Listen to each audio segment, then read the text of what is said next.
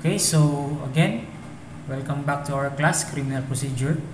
We are now on Rule 113 on arrest. So if we will again look in our process flow, arrest is here.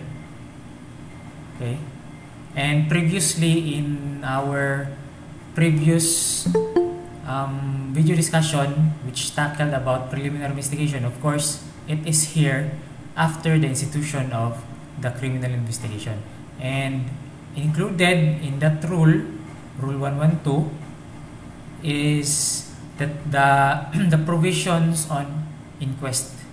If the person was arrested without a warrant of arrest or through a warrantless arrest. So basically, in this Rule 113, we will be discussing about the arrest and also the warrantless arrest. Okay? So let's go back to the provisions.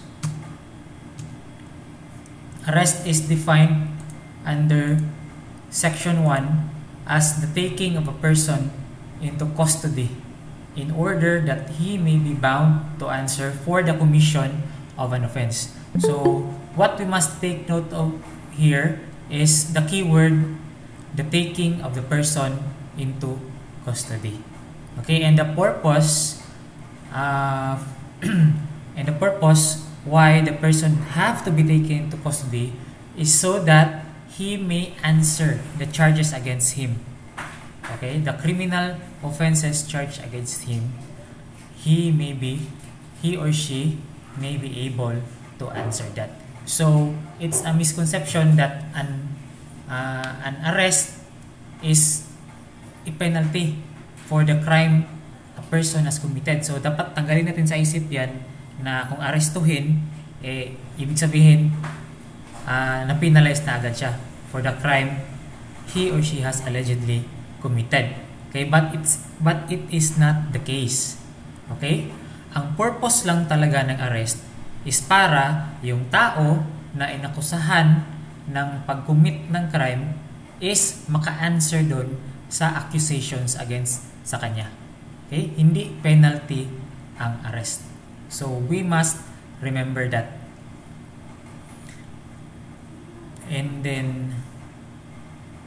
then also, as we have already discussed this, I don't know if you remember, but arrest is one of the methods by which the court acquires jurisdiction over the person of the accused, diba? And jurisdiction over the person of the accused is one of the elements of jurisdiction of the court in criminal cases. So if the person is not arrested and the jurisdiction over his person is not acquired by the court, then the court cannot proceed with the criminal case. Okay? Kasi wala pang jurisdiction yung court. Hindi pa totally complete ang jurisdiction of the court kasi hindi pa na-acquire yung jurisdiction over the person of the accused. Okay, so that is the definition of arrest. Now, Section 2, how the arrest is made. So, this is the general concept of how we as police officers or law enforcement officers makes the arrest. Okay?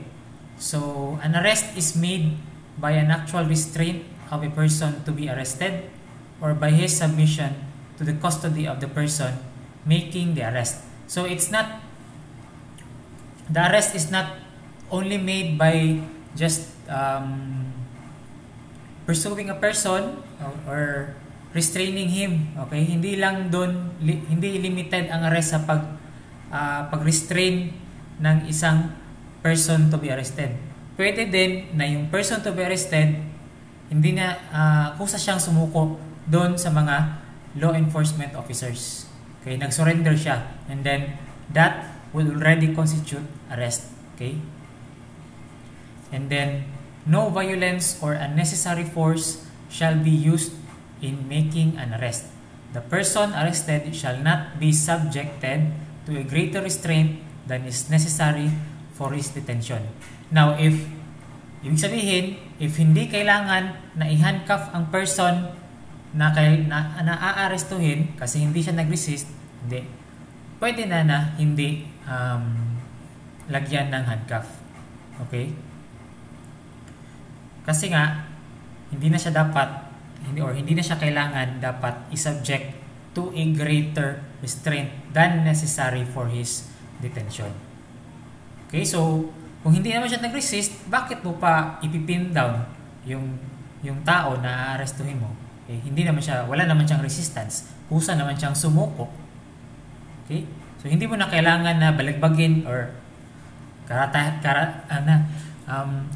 karatihin yung person to be arrested. Kasi wala naman siyang resistance. So yan ang sabi ng section 2.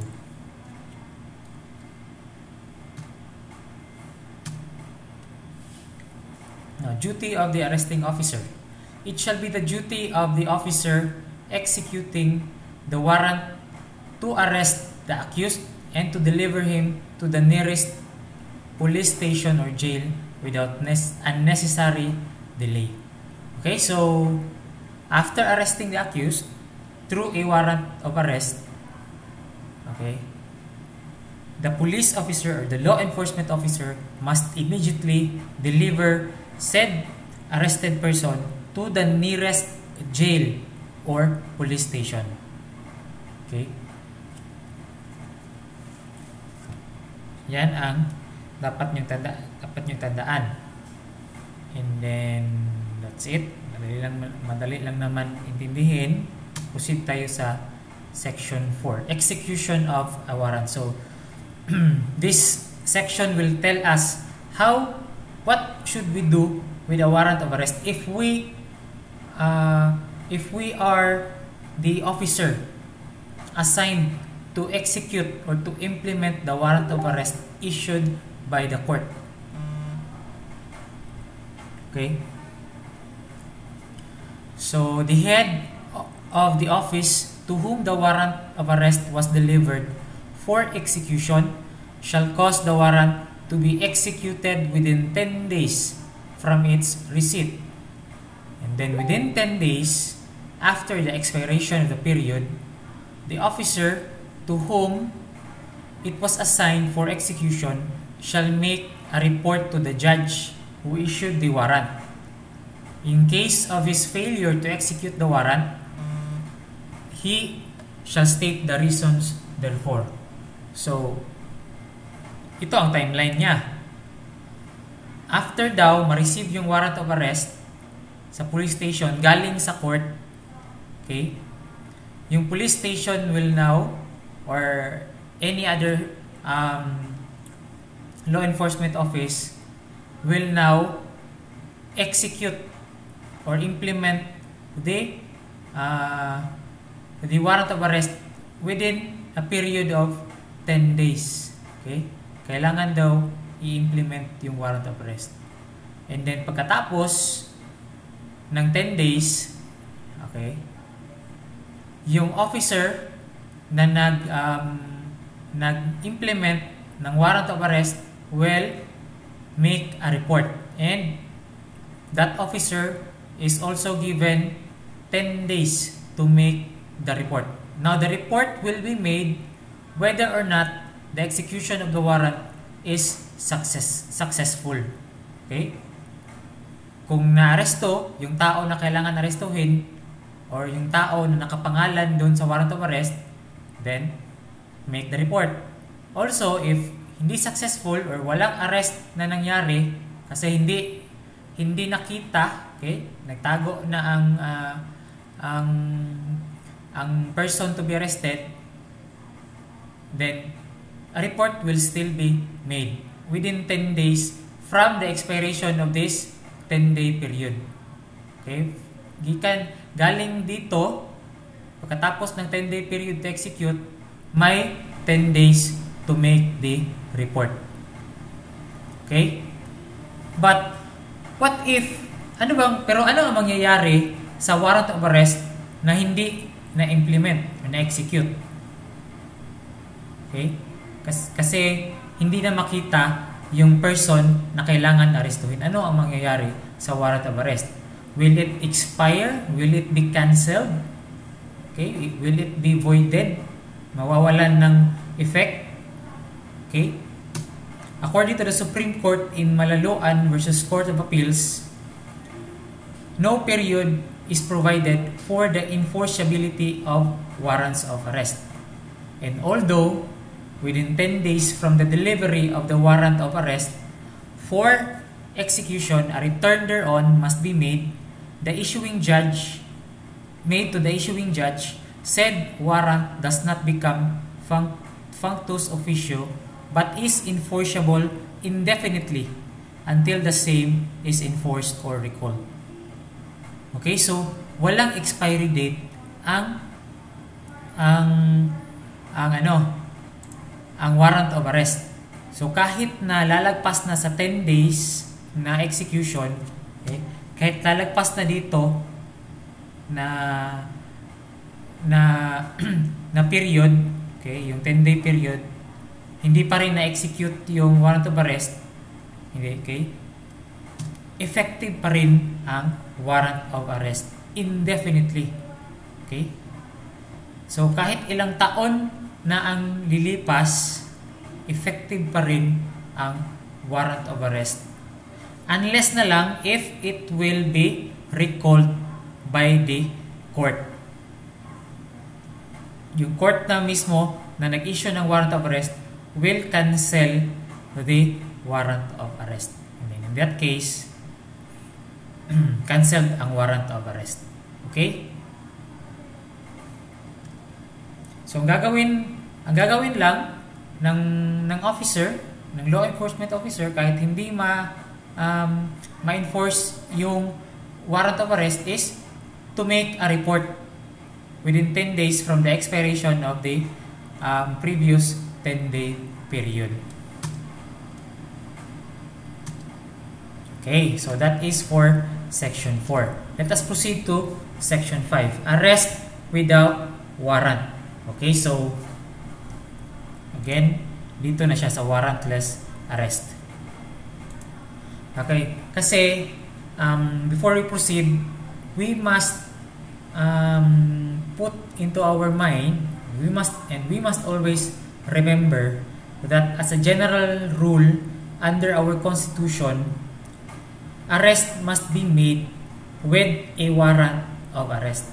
So, dapat talaga if pag gagawa tayo ng arrest, may dala-dala tayong warrant of arrest. That is the general rule. However, that general rule has certain exceptions. Ibig sabihin, pwede tayong aaresto kahit walang warrant of arrest if any of these circumstances is present under Section 5. Okay, so ano itong mga circumstances na to? A peace officer or a private person may, without a warrant, arrest a person. Okay, so take note ha, ang pwede gumawa ng warrantless arrest under Section 5 is a peace officer.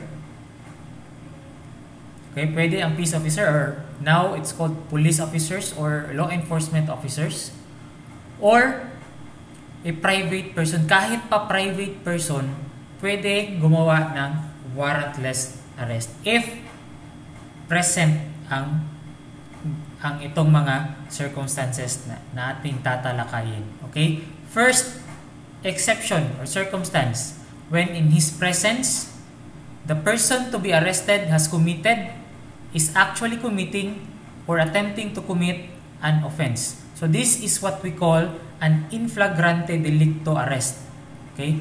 Caught arrest in which the person to be arrested was caught red-handed. Okay? Okay? In his presence, okay, nandun daw sa presence ng police officer, nagko-commit or nakakommit or attempting to commit an offense. So, these are the requisites niya. So, bale, reinstate lang ng Supreme Court ang kung ano ang sinabi ng Section 5, Paragraph A. Ito ang requisites na dapat nating tandaan para mas madali nating ma-recall. Okay? Para if gagawa tayo ng in flagrante delicto arrest, kailangan natin tandaan na ito, pwede kong gawin ang itong in flagrante delicto arrest because these are present. These requisites are present. Okay? The person to be arrested must execute an overt act indicating that he or she has just committed, actually committing, or is attempting to commit a crime. So, may action talaga na ginagawa yung tao na aarestuhin. Okay? Na nakakommit siya ng crime, nagko-commit pa siya ng crime, or nagpaplano siya na or nag-a-attempt siya na mag-commit ng crime. Okay, may actions siya. And then such overt act is done in the presence or within the view of the arresting officer. Okay? Ibig sabihin, pwede na nakita na, for example, ikaw yung police officer, nakita mo na kinocommit niya yung crime. Okay? However, the Supreme Court has also clarified ano bang ibig sabihin nitong in the presence. Does it mean nga dapat makita mo talaga yung crime, yung perpetration or yung tao na nagko-commit ng crime? Kailangan mo talaga visually makita yung pag-commit ng crime. Okay?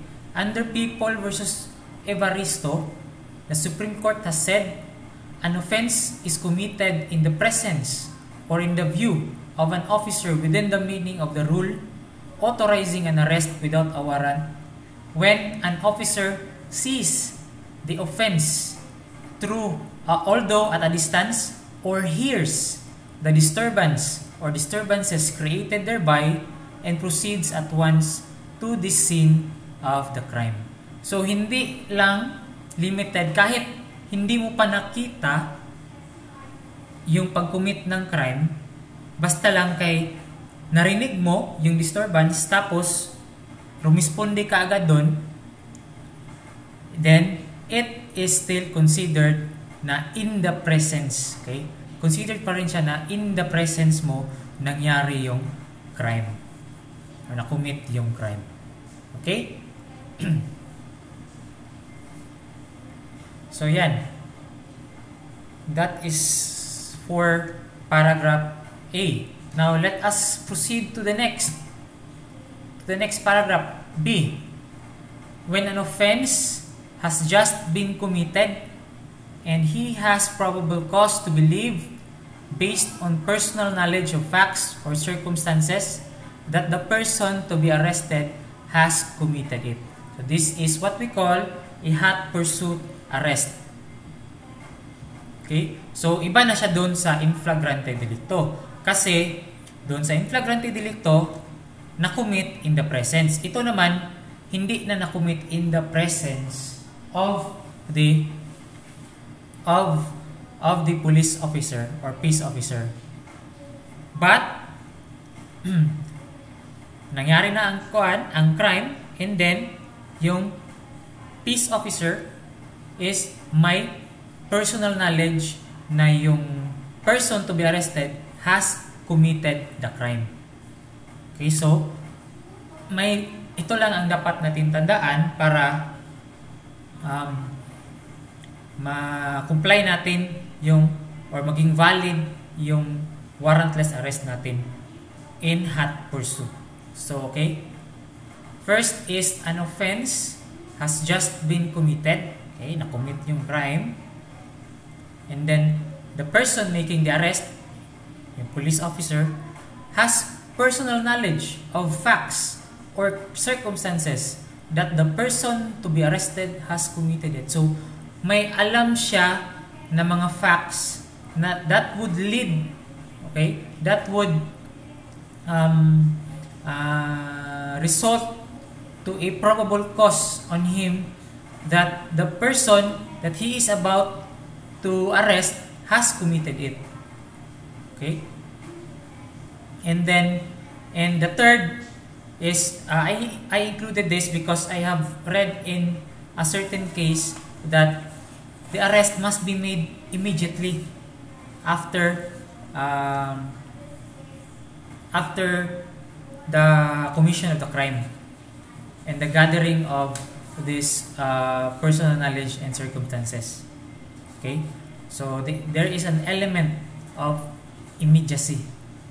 So, dapat fresh pa nangyari yung crime. Okay? So, ito lang ang dapat tandaan. And if all these requisites will concur, then a warrantless arrest may be validly made. Okay? Okay, so it's better to have an example for this. In a certain case decided by the Supreme Court, there was a crime na nakumit. Okay, may nangyaring crime, for example, let's say murder, okay, or homicide. May homicide na nangyari, and then may eyewitness na nakakita sa pag-commit ng crime or nangyari yung crime. And then yung eyewitness nagpunta sa police station. Okay, and then nag-narrate siya doon sa mga police officers kung anong nangyari and sino ang gumawa ng crime, and then yung mga police officers nag-respond doon sa crime scene. And then based doon sa information na binigay ng eyewitness, yung mga police officers inaresto yung nakita ng eyewitness na nag-commit ng crime. Okay? So the question is, was there a valid warrantless arrest? Okay? Doon sa arrest na ginawa ng mga police officers based on the information given by the eyewitness. Okay? The Supreme Court has said that the arrest was not valid. Okay? The hot pursuit arrest was not validly made. Why? Bakit? Because it was not the personal knowledge of the police officers. Yung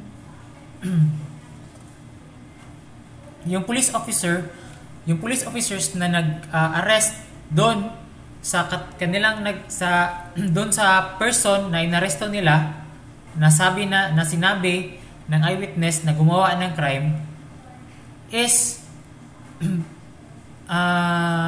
not coming from the personal knowledge of the police officers. Okay? Ang knowledge nila galing doon sa eyewitness. Okay? So,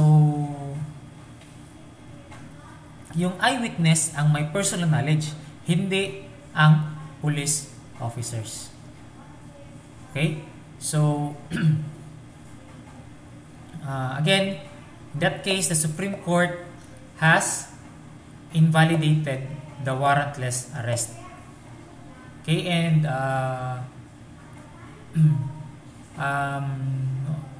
also in my personal experience din ako nito, na yung yung may live-in partners na nag-aaway, and then allegedly yung babae is sinaktan, okay, o dinapatan nung partner niya na lalaki. Okay, tapos yung babae nag-report siya doon sa police station. Okay, tapos yung mga police officers pumunta sa pinuntahan yung lalaki at saka inaresto. Okay, so in that case, I went to the police station and nag-argue ako doon sa mga pulis na bakit nila inaresto yung lalaki na wala naman silang personal knowledge, na yung lalaki wala silang personal knowledge na may offense talaga ba na nangyari, and then wala silang personal knowledge na yung lalaki talaga ang nang dapat doon sa babae na nag-report. Yung knowledge nila galing doon sa babae na nag-report. So, hindi yun mako-consider na personal knowledge. Okay? So, on the next day, the police officers released the person or yung lalaki na inaresto nila. Okay, so we must take note of that, yung personal knowledge of facts and circumstances. So baka magkamali tayo if we are already police officers, and then just based on the reliable information, we will make an arrest under this hot pursuit arrest. Then the arrest could be invalid because information from a reliable informant is not considered as personal knowledge. Okay, and then we must also emphasize this third requisite, this element of immediacy. Okay, so because there are certain instances where the Supreme Court invalidated the arrest because the time span or the period, the time gap between the commission of the offense up to the arrest is already so considerable na sabi ng Supreme Court is hindi na siya pwede, hindi na siya makakonsider na hot pursuit. Okay? Dapat talaga freshly committed ang crime. Because I could recall in one case, the Supreme Court has said that if that is the case, malayo na yung commission of the offense at saka yung arrest, ba't hindi nyo na lang daanin sa regular filing of the complaint and the issuance of warrantless the issuance of the warrant of arrest? Pwede naman ganun. Bakit dinaan nyo pa sa warrantless arrest? Nag-file na lang sana kayo ng complaint sa prosecutor, and then pag makita na may probable cause, file the information, and then the judge, if may probable cause din, will issue the warrant of arrest. Bakit gawin na lang sana yon kaysa warrantless arrest pa under hot pursuit? Okay? And also, this element of immediacy, the Supreme Court has reasoned that as the time gap from the commission of the crime to the arrest widens, the pieces of information gathered are prone to become contaminated and subject to external factors, interpretations, and hearsay. On the other hand, with the element of immediacy imposed under Section 5B of Rule 113 of the Revised Rules of Criminal Procedure, the police officer's determination of probable cause would necessarily be limited to raw or uncontaminated facts or circumstances gathered as they were within a very limited period of time. And the same provision, this element of immediacy, adds another safeguard with the requirement of probable cause as the standard for evaluating these facts of circumstances before the police officer could effect a valid warrantless arrest. So, if hindi malayo yung gap or hindi wide yung time from the commission of the crime and the arrest, yung mga pieces of evidence daw is more likely na hindi contaminated. Okay? So, that is why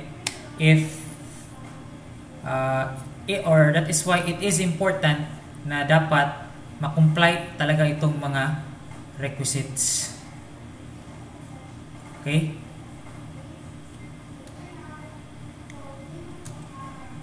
And then another, so diyan tapos na tayo sa hot pursuit. Let us proceed to the last exception. When the person to be arrested is a prisoner who has escaped from a penal establishment or place where he is serving final judgment or is temporarily confined while his case is pending or has escaped while being transferred from one confinement to another. So if yung prisoner or detainee will escape from prison or from the detention center where he is being held while his criminal case is pending, then pwede siya arestuhin kahit walang warrant of arrest. Okay? So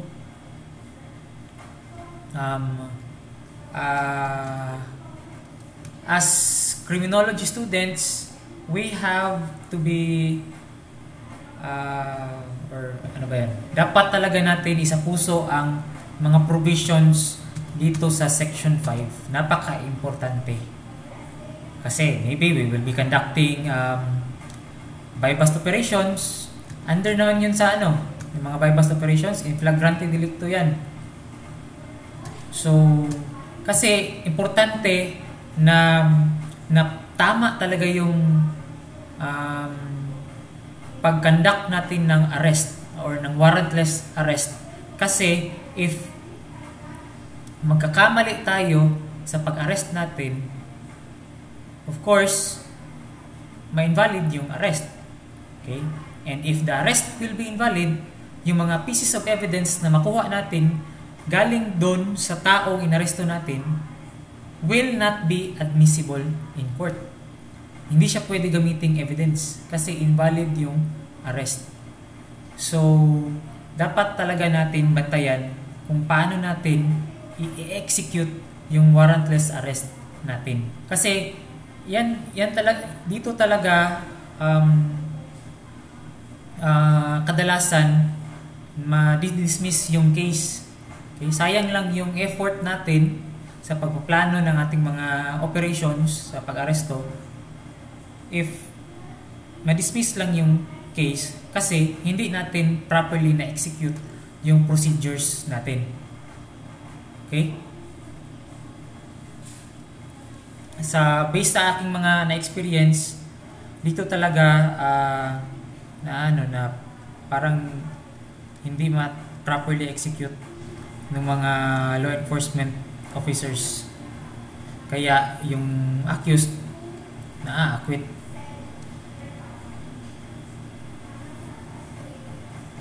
Okay, so in cases still under section 5, in cases falling under paragraph A and B above, the person arrested without a warrant shall be forthwith delivered to the nearest police station or jail. Okay, deliver sa police station or jail, and then shall be proceeded against in accordance with section 7 of Rule 112. Okay, so yung section 7 of Rule 112 is the inquest. So, warrantless arrest and then inquest.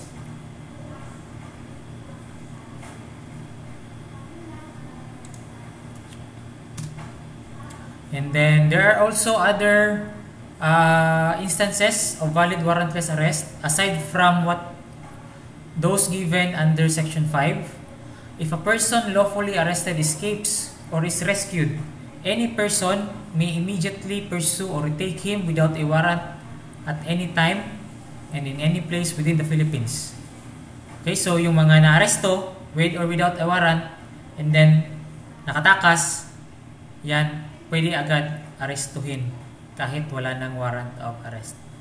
And then for the purpose of surrendering the accused, the bondsman may arrest him or upon written authority endorsed on a certified copy of the undertaking, cause him to be arrested by a police officer or any other person of suitable age and discretion. So, yung bondsman, yung nag-post ng bail para sa accused, may cause also the warrantless arrest of the person na may pending case.